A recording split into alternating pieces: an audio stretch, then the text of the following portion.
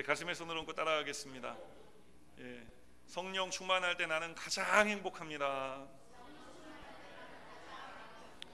이 시간이 가장 성령 충만한 시간인 줄 믿습니다. 우리 함께 이 믿음을 가지고 하나님 주시는 말씀을 보기 원하는데요, 오늘 하나님 우리에게 주시는 말씀은 신약성경 누가복음 13장 1절에서 5절까지의 말씀입니다. 제가 가지고 있는 성경 신약성경 117페이지에 있습니다. 누가복음 13장 1절에서 5절까지의 말씀, 우리 함께 다 찾으신 줄로 믿고요, 그 자리에 일어나서 주의 말씀 내 인생에 비칩니다 선포한 후에 하나님 주시는 말씀 한 목소리로 읽겠습니다. 주의 말씀은 내 인생에 비칩니다. 주의 말씀은 내 삶을 변화시킵니다. 주께서 말씀하신 대로 나는 하나님의 사랑받는 자녀입니다. 나는 축복의 통로입니다. 오늘도 주의 말씀에 마음의 문을 엽니다. 말씀하여 주옵소서. 듣고 깨닫고 말씀대로 살겠습니다. 아멘. 하나님 주신 말씀 한 목소리로 선포합니다. 그때 마침 두어 사람이 와서 빌라도가 어떤 갈릴리 사람들의 피를 그들의 제물에 섞은 일로 예수께 아뢰니 대답하여 이르시되 너희는 이 갈릴리 사람들이 이같이 해 받음으로 다른 모든 갈릴리 사람보다 죄가 더 있는 줄 아느냐? 너희에게 이르노니 아니라 너희도 만일 회개하지 아니하면 다 이와 같이 망하리라. 또 실로암에서 망대가 무너져 치어 죽은 18사람이 예루살렘에 거한 다른 모든 사람보다 죄가 더 있는 줄 아느냐? 너희에게 이르노니 아니라 너희도 만일 회개하지 아니하면 다 이와 같이 망하리라. 아멘. 우리 그 자리에 앉으면서 이렇게 인사하면서 앉겠습니다. 하나님이 당신을 사랑하십니다. 오늘 우리에게 말씀을 증거해 주실 선교사님을 소개해 드리기 원하는데요, 우리 선교사님은 국제 심 선교회 소속 선교사님으로 현재 네팔에서 사역을 감당하고 계신 선교사님이십니다. 제 개인적으로는 제가 신학교 시절에 아주 의지하고 또 함께 다니던 우리 선배 목사님이시기도 한데, 오늘 우리에게 오셔서 실로암 망대 붕괴 이와 같은 제목으로 우리 또 선교 현장의 삶과 사역과 또 믿음의 도전을 우리에게 주실 때 큰 은혜와 하나님 역사하심이 우리 가운데 있게 되어질 줄 믿습니다. 오늘 이 예배는 우리 선교부 헌신 예배로 드리고 있어요. 우리 교회 4대 목표가 있는데 마지막이 뭔지 아세요? 선교에 헌신하는 교회. 그래서 우리가 예배에 감격하고 말씀에 제자되고 이제 성령으로 충만했으니까 올해 우리가 마지막과 2016년에 새해 이제 준비하는 이 시간은 뭘로요? 선교에 헌신하는 예배로 우리가 나아가는 것입니다. 오늘 우리 선교사님 나오실 때 우리 오른손 높이 들어서 할렐루야로 우리 선교사님 맞이하겠습니다. 할렐루야. 할렐루야. 반갑습니다. 마지막 제주 올 한 해 이렇게 마무리 짓는데 이렇게 선교부 헌신 예배로 드릴 수 있게 돼서 정말 감사하고, 그 자리에 제가 이렇게 오게 돼서 정말 영광스럽고 정말 감사합니다. 특별히 순복음 중앙교회, 중앙교회니까 그 중앙에 누가 계십니까? 바로 예수님이 계십니다. 그죠? 예. 내가 있으면 안 돼요. 네. 내가 있으면 안 됩니다. 바로 예수님이 계시는 우리 순복음 중앙교회, 중앙에 예수님이 비센터, 그 예수님이 계시는 우리 교회, 또 그리고 여러분들이 되시기를 소원합니다. 영상이 하나가 준비가 되어 있는데요, 그 영상을 한번 보시겠습니다.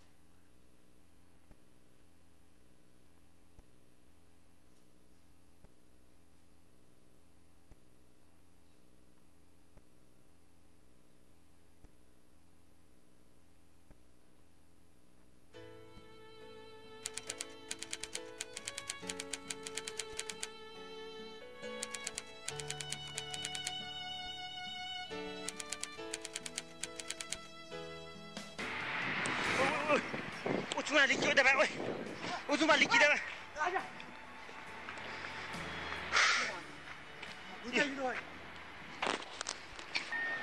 Nada já não. 주님 다시 오실 때까지 때까지 나는 이 길을 가리라. 좁은 문 좁은 길 나의 십자가 지고 나의 가는 이 길 끝에서 나는 주님을 보리라.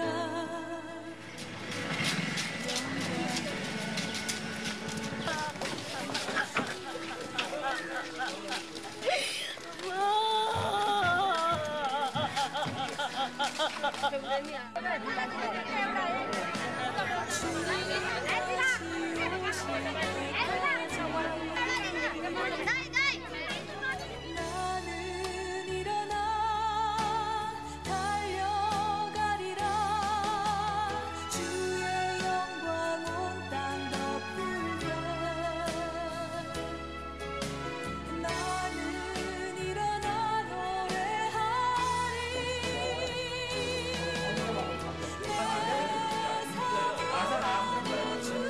이렇게 재난대책본부를 구성을 하고 정말 어렵고 힘든 가운데 처한 네팔 사람들을 저희들 자체적인 힘으로 일단 돕기 시작했고요. 그러다 보니까 저희들이 갖고 있는 거 또 저희들의 가족, 친구들한테서 이렇게 저렇게 받아가지고 겨우겨우 이렇게 구호 활동을 했는데 왕이시라.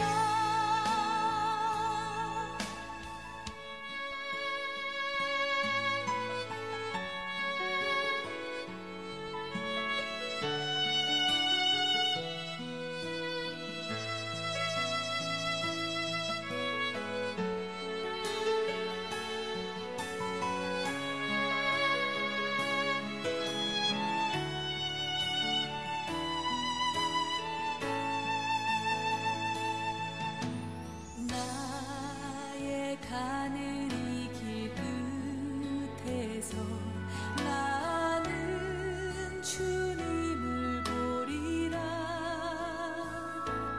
영광의 내 주님 나를 맞아 주시리.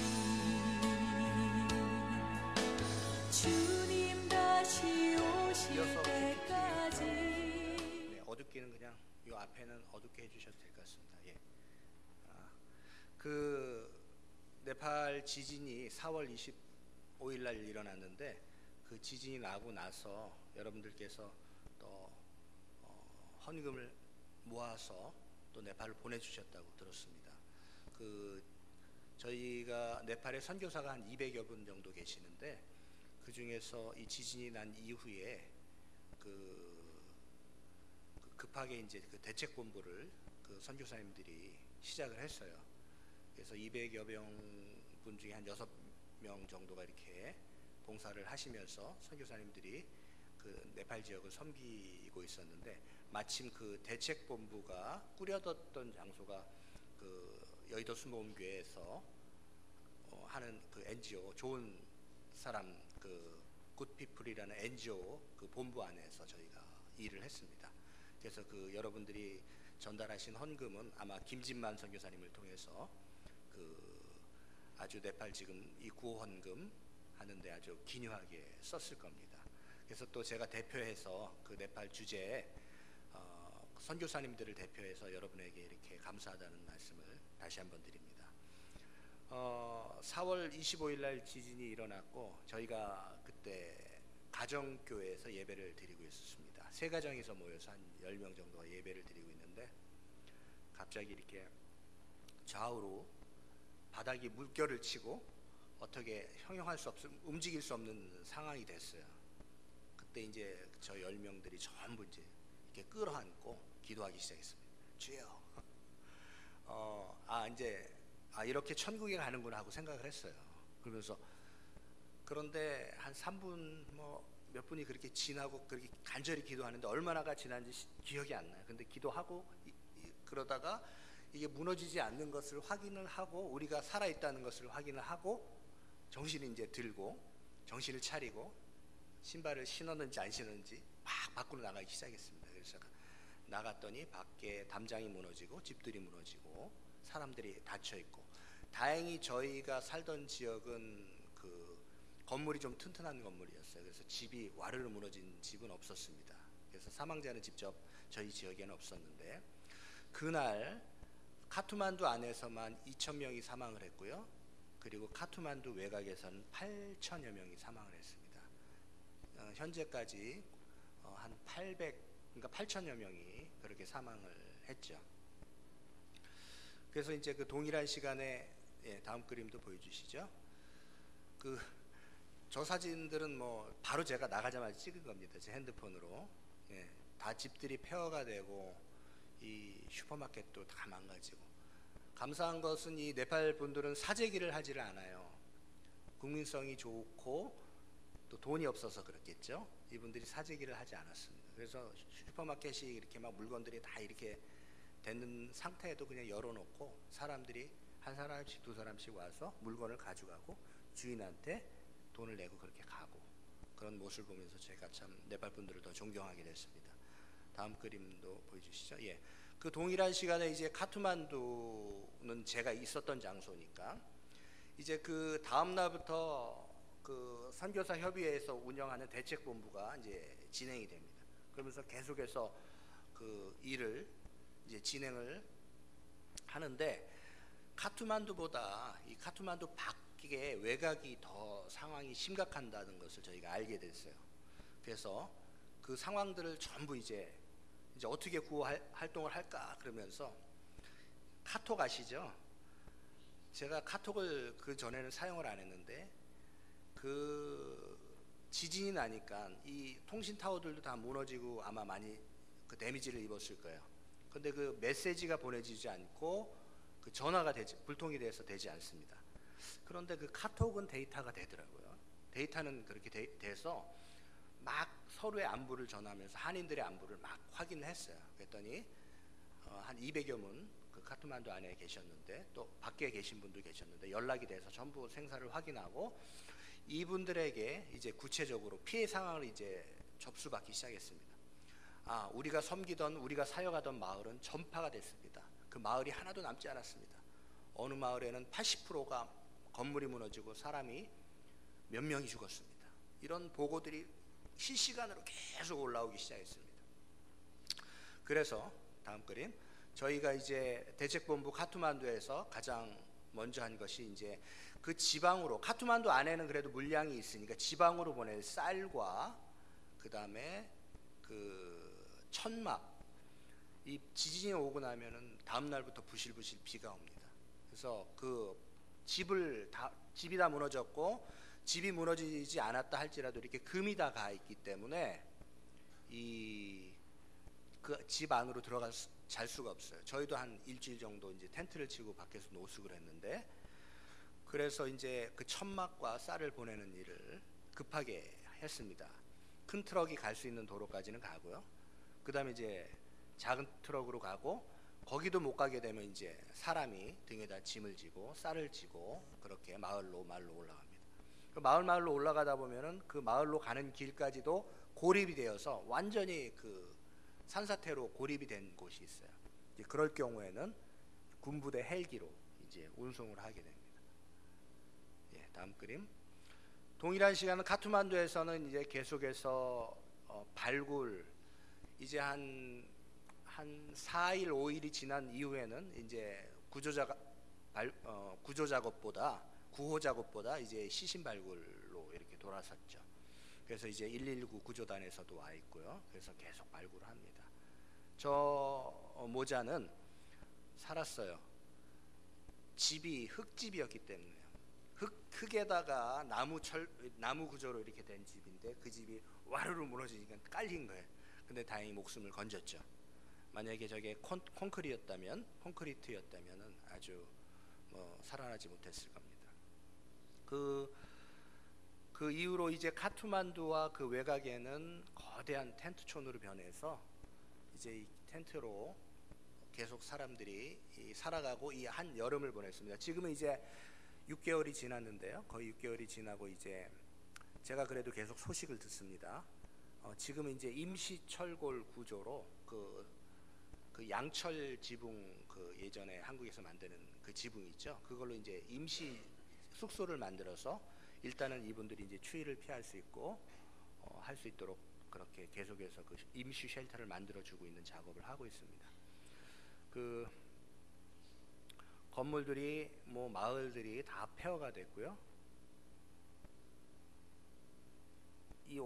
제가 보던 왼쪽에 오른쪽은 이쪽이 지진 나기 전이고 그 옆이 지진 난 후예요. 그 지진 나기 전에는 평화롭던 마을이 한순간에 공동묘지로 변했습니다. 그 마을 전체가 다 없어져 버렸어요. 다 그 메모리돼서 다 밑에 지금 깔려 있어요, 사람들이. 그래서 저곳은 지금 시신을 발굴을 할 수가 없습니다. 그래서 그냥 그렇게 있어요. 저것은 유네스코에 등재된 타워입니다. 순달라 타워라고 하는데 저 타워가 한 번에 무너져서 180여 명이 사망을 했어요. 오늘 제가 읽은 본문 그 실로암 망대에서 18명이 무너져서 죽었다고 했는데 그 저 타워에서 이제 180명이 사망을 하게 됐습니다. 다음 주인 잃은 신발들입니다. 저것은 교회예요. 오늘 같은 날 이렇게 같이 예배를 60여 명이 같이 드리다가 그대로 건물이 무너지는 바람에 전부 순교를 했어요, 예배드리다. 그래서 그 제가 저 주인 잃은 신발을 쳐다보면서 제가 이제 한국에 5월 말쯤에 한국에 와서 이제 다시 이제 교회들마다 선교복을 하게 됐는데 첫 번째 방문한 교회가 안산 지역이었습니다. 저 사진을 보는 순간 말을 할 수가 없어서 눈물만 이렇게 막 흘렸어요. 그랬더니 앉아 계신 성도님들도 같이 울어주시더라고요. 그 주인 잃은 저 신발을 보면서 마음이 굉장히 아팠습니다. 그 주인 잃은 저 신발을 보면서 저 사람들은 무슨 죄가 있어서 저렇게, 그 당시에 여러 가지 또 막 루머들도 있고 막 얘기도 있었는데 같은 네팔 크리스찬 안에서도 이런 얘기를 해요. 저 교회는 저 무너져서 막 죽은 교회는 목사님이 평소에 기도를 안 해서 그래, 이런 얘기를 해요. 아, 우리 교회는 성도들이 우리 교회 건물도 괜찮고 괜찮아, 우리 교회는 기도를 많이 하잖아, 이런 얘기를 해요. 그래서 제가 마음이 참 아팠어요. 그래서 하나님이 데려가셨을까요? 오늘 본문을 여러분 잠깐 보시죠. 누가복음 13장에 보시면은 그 실로암 망대에서 18명이 죽은 사건이 일어나는데 그때에 뭐라고 말씀하십니까? 예수님이 이들이 죽은 것이 너희들보다 죄가 더 있어서 죽은 줄 아느냐? 회개하지 않으면 너희도 이와 같이 되리라 라고 그렇게 말씀하셨어요. 그러니까 우리가 죽고 사는 것은 우리가 그것을 보고 비판하고 분석하고 그 일에 대해서 이렇고 저렇고 할 사안이 아니다라는 거예요. 우리가 깨달아야 할 분명한 교훈은 우리도 회개하지 않으면 이와 같이 될 수 있다는 겁니다. 이것을 분명히 기억했으면 좋겠습니다. 혹시 주변에 불의의 사고로 내 친척이든 내 부모든 또 나의 자식이 될 수도 있겠죠. 누가 먼저 간 사람이 있다면 그 사건을 보고 분석할 수가 없죠. 마음이 무너지는데요. 마음이 무너지는데 내가 무슨 얘기를 합니까? 다시 지진으로 돌아와서 그 네팔에 만여 명이 죽었으니까 적어도 그 만여 명에 관련된 친척들, 친지들이 굉장히 많겠죠. 네팔이 거대한 그 장례식장으로 변했어요. 그 얘기는 뭐냐면 계속해서 눈물이 눈에서 흐르고 있고 그들의 마음이 무너져 있어요. 건물은 여러분 빨리 지으면 몇 개월 만에도 빨리 지을 수 있습니다. 돈만 해가지고 콘크리트, 시멘트 해서 빨리 만들 수 있어요. 뭐 부실공사를 하든 뭘 하든. 하지만 우리가 무너진 마음들은 다시 세울 수가 없어요. 쉽게 세울 수가 없습니다. 그래서 그 무너진 마음들을 위로하고 그 무너진 마음들을 다시 세우는 일을 이제 우리 선교사가 해야 합니다. 물론 지금까지는 지금 이제 지진이 난 이후에 6개월 동안은 계속해서 선교사님들이 구호작업을 하면서 이분들을 위해서 살 집을 임시로 지어주고 또 학교도 무너졌기 때문에 학교도 지어지고 이런 일을 계속했어요. 그런데 이제는 장기적으로 이분들이 그 무너진 마음들, 그 가족을 잃고 슬픈 마음들, 그리고 희망이 없잖아요. 그죠? 가난한 나라에 그렇게 그 재해가 왔으니 희망이 없어요. 그분들의 마음을 세워줘야 되는데 그것을 누가 할 수 있겠습니까? 예수님밖에 없습니다. 예수님밖에 없어요. 희망이 없어요, 그분들. 그래서 그 예수님만으로 그분들이 희망을 얻고 그렇게 믿음으로 나갈 수 있었으면 좋겠습니다. 제가 이제 올해 안식년으로 와서 지금 LA에 머물고 있습니다. 공부를 하면서 1년 동안 머물고 이제 내년에는 다시 돌아가야 합니다. 이 LA 지역도 5년 안에 강도 7 이상의 지진이 올 확률이 99.9%라고 하네요. 뭐 지진이 뭐 캘리포니아 지역은 온다는 얘기는 계속 하고 있는데 언제 올지는 모르죠. 여기는 안전한가요? 시카고는요? 안전한 곳이 없습니다. 여러분, 이 지구상에 사는 그 어느 곳도 안전한 곳이 없습니다. 저 밴쿠버에 사시는 분들은 LA가 기후가 좋다고 LA로 내려오신다 그래요. 또 어느 분들은 또 밴쿠버 살기 좋다고 또 글로 가신다 그래요. 살기 좋은 곳을 찾아 막 움직인다 그래요. 여러분, 그렇지만 우리가 안전한 곳을 찾지만 안전한 곳이 없어요. 이 지구는 주님밖에 없어요. 우리 주님밖에 없습니다. 주님 그 품 안에밖에 없어요. 그 주님 안에 거하는 우리가 되었으면 좋겠습니다. 특별히 오늘 이 회개하라라고 하는 말씀은 그 PPT를 다시 돌려주시면요, 그 나머지 부분들이 있는데 같이 회개하라고 말씀을 예수님이 우리에게 다음 그림도 보여주시고요. 그 회개하라는 말씀은 우리가 여러분 회개하라는 말씀 들으면 어때요? 기분 별로 안 좋죠? 그렇지 않아요? 나 잘 지내고 있는데 왜 뭐 회개하라고 자꾸 그러실까? 목사님 왜 저러실까? 그런 생각 할 수 있잖아요, 그죠? 그런데 다음 회개해라 라고 하는 그 말씀은요, 이 프로세싱이에요. 뭐냐면은 어떤 우리의 신앙에서 꼭 필요한 과정이라는 거죠. 제가 한국에 있는데 어느 교회를 방문했어요.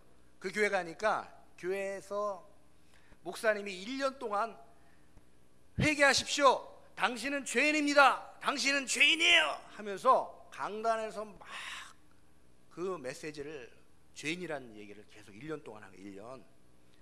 한 주도 아니라 10주도 아니라 52주를 그렇게 한 거예요.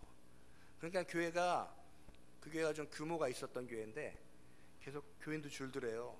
그러면서 교인들이 서로 보면서 인사도 잘 못하고, 아유 죄인 아이고 죄인 이렇게 막 옴츠려 들더랍니다. 그런데 이제 그 1년의 그 시간을 다 지나고 나서 목사님이 메시지를 이제 전하기 시작하는데 예수님의 부활에 대해서 증거를 했답니다. 제가 이제 들은 얘기는 아니에요. 제가 직접 그 교회를 갔습니다. 예수님의 부활에 대해서, 예수님이 사셨습니다. 예수님의 십자가와 부활. 그러니까 그분은 그 목사님은 올바른 설교를 하신 거예요. 과정을 이렇게 가신 거예요. 만약에 우리 교회가 여러분 당신은 축복받습니다, 당신은 잘 될 겁니다 라고 그렇게 1년 12달만 그렇게만 얘기한다면 뭔가 빠진 것 같지 않겠어요? 그렇지만 우리가 당신은 죄인입니다, 잘못했기 때문에 회개해야 합니다, 이런 가운데 책망과 그런 책찍과 질타 가운데서 과정을 겪으면서 그렇기 때문에 여러분에게 복을 주실 수 있는 겁니다라는 근거를 하나님께서 주시는 거잖아요. 그래서 그 교회가 그렇게 또 이제 그 부활의 말씀을 전할 때 교회가 놀랍도록 부흥하면서 성장하는 것을 제가 눈으로 봤어요. 제가 뭐 들은 거면 별로 이렇게 힘있게 얘기를 못 하겠는데 눈으로 직접 봤다니까요. 기적이 일어나고 또 정말 하나님이 하시는 일들이 막 생동적으로 역동적으로 교회에서 일어난 것들을 봤습니다. 여러분, 그렇기 때문에 회개해야 하는 거예요. 그렇기 때문에 우리가 주님 앞에 하나님 용서해 주십시오, 하나님 잘못했습니다라고 얘기하고, 그 다음에 그렇죠, 그렇기 때문에 나를 위해서 부활하셨죠 주님 하면서 그렇게 앞으로 나아갈 수 있는 겁니다. 이 프로세싱, 이 과정이라고 얘기했잖아요. 근데 이 과정이, 제가 6살짜리 10살짜리 아들 딸이 있어요. 이 아이들이 막 싸워요. 가끔씩 싸우면 제가 이제 중간에서 야 스톱, 누가 잘못했어, 누나한테 잘못했다고 그래, 너는 동생한테 빨리 미안하다고 얘기해. 중재를 제가 하잖아요. 중재할 때 제가 그 아이들을 보면서 그 태도가 어떨까요? 걔네들을 미워하고 그 다음에 걔네들을 막 심판하려고 하고 안 되기를 바래서 막 이렇게 할까요? 저주하면서 그렇게 할까요? 아니에요. 단호하게, 제가 단호하게 얘기하는 거 아이. 왜냐하면 그 아이를 사랑하기 때문에 단호하게 얘기하거든요. 하나님이 우리에게 회개하라는 말씀은요, 여러분 때로는 듣기 싫을 수 있어요. 왜냐하면 단호하니까. 그분이 말씀하신 단호하죠. 우리 아버지 하나님이 말씀하시니까 당연히 단호하죠. 분명하죠, 의도가. 때로는 듣기 싫을 수 있어요. 그렇지만 그 그 뒤에 있는 그 하나님의 마음을 여러분이 이해하셔야 돼요. 그 마음이 뭐예요? 하나님이 여러분들을 너무나 사랑하시는 그 마음 때문에 그렇게 얘기하신다는 거예요. 사랑하시지 않으면은 회개하라는 말을 하실 필요가 없어요. 남의 자식 뭐 그렇게 가는데 뭘 얘기해요? 알아서 하라고 그러지.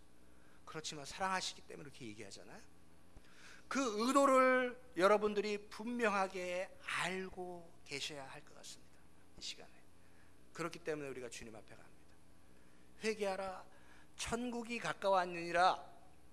이제 세례 요한이 그렇게 말씀하시면서 예수님의 말씀이 선포될 때에 그 천국이 가까워오고 있다는 그 의미는 천국이 어떤 장소인데 이렇게 슉 내 앞에 이렇게 떨어지는 것이 아닙니다. 바로 천국이 가까이 온다는 의미는 하나님이 우리와 함께 계시다는 의미예요. 예를 들어서 여러분, 천국이 뭡니까? 라고 얘기했을 때 어떤 이렇게 장소로만 생각할 수 있는데 그렇지 않아요. 천국은요, 하나님이 우리와 함께 있는 상태를 천국이라고 그래요. 그럼 반대로 지옥은 뭘까요? 지옥은 간단하죠. 반대로 하나님이 우리와 함께 하지 않는 상태를 지옥이라고 그래요. 이건 분명합니다. 어떤 장소의 개념만은 아니에요. 물론 예수님이 오시고 나서 이제 새 하늘과 새 땅이 열리죠. 그렇지만 우리가 지금 이 땅에서 천국과 지옥을 생각할 때, 하나님이 나와 함께 계시면 그것이 천국이에요. 그렇지만 하나님이 여러분과 함께 하시지 않고 우리 순복음 중앙교회 예수님이 함께 계시지 않으면 지옥이에요. 하지만 예수님이 함께 하신다면 그것은 바로 천국이라는 그 상태, 그 사실을 우리가 기억했으면 좋겠습니다. 다음 그 슬라이드가 있나요? 예, 더 있나요?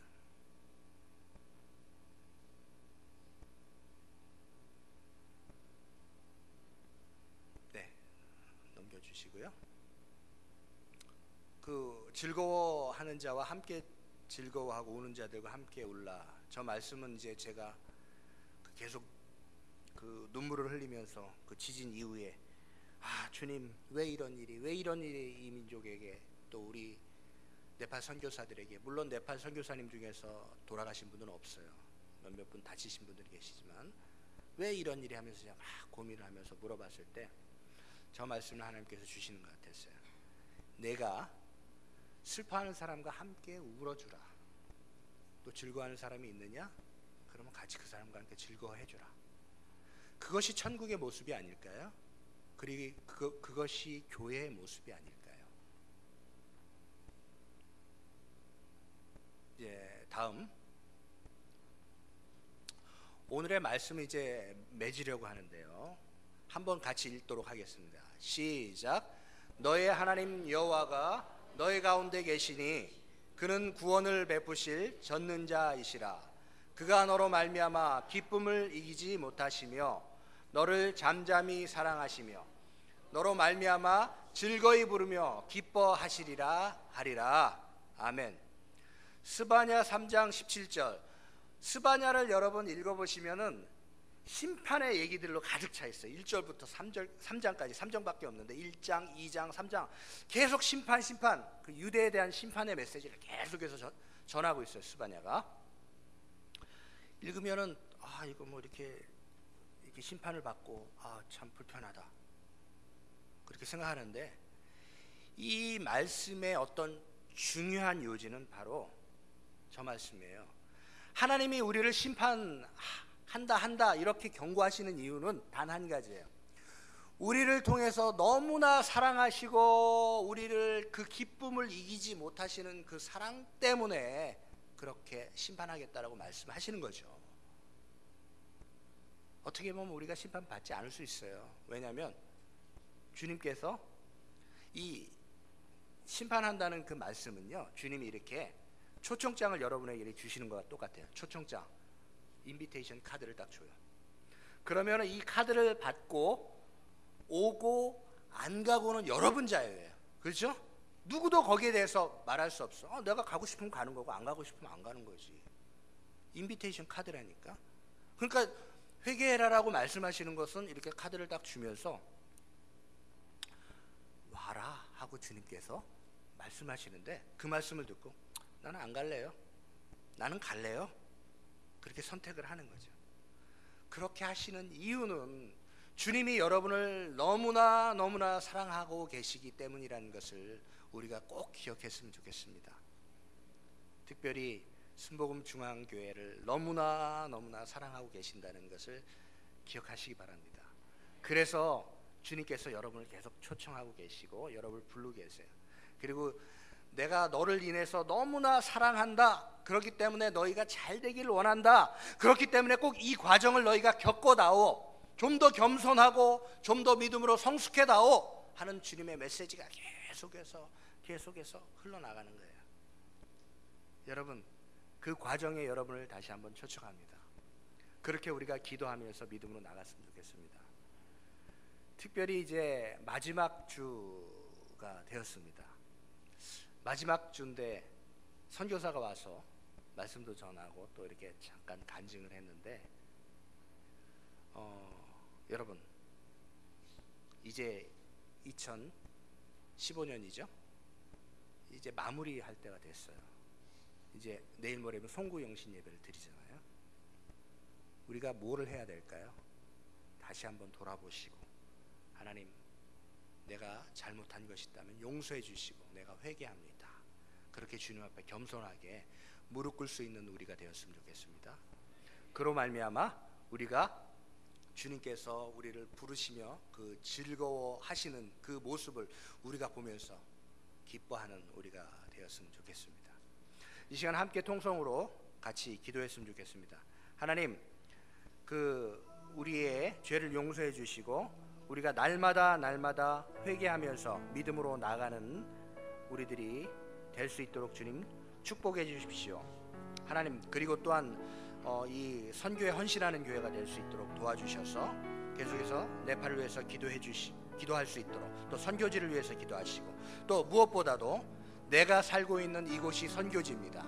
이 처절한 이 땅을 위해서, 이 미국 땅, 또 특별히 이 지역을 위해서 여러분이 계속해서 중보하면서 기도했으면 좋겠습니다. 함께 기도하겠습니다.